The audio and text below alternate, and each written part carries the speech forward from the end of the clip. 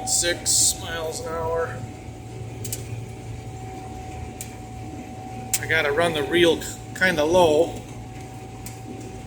It'll slug the feeder house. It just doesn't want to feed decent, but feeds better. I took some of the washers off, and I'm going to take the center ones out. Just leave the lock washers on that I put on the auger, just on the ends, maybe 3 feet on each end. The other ones the auger will throw out some beans once in a while. It's a little too aggressive. I think just putting a square edge on the auger flighting did a lot. And I think the only cure for this head is an air reel or bar. It seems to be the best I can do with it. I mean, it isn't terrible here.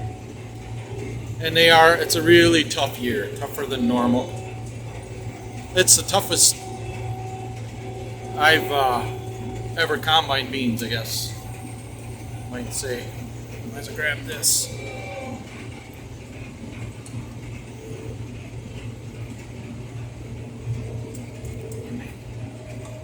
I hate doing outside rows. It starts to get dark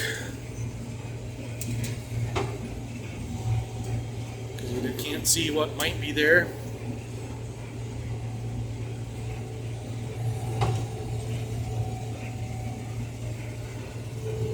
Neighbor got all their corn out today.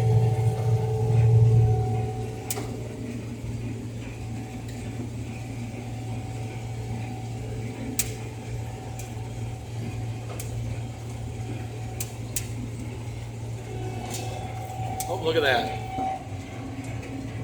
Big ball of dirt. It only happens when I go straight with the rows. And it starts with a corn stalk rut getting stuck. Corn stalk rut getting stuck in the guard. That really irritates me. And I have rolled the beans before, and I don't have my own roller. I didn't do it this year. I was just lucky to get done what I did get done. I had back surgery in December and a hip replaced in April.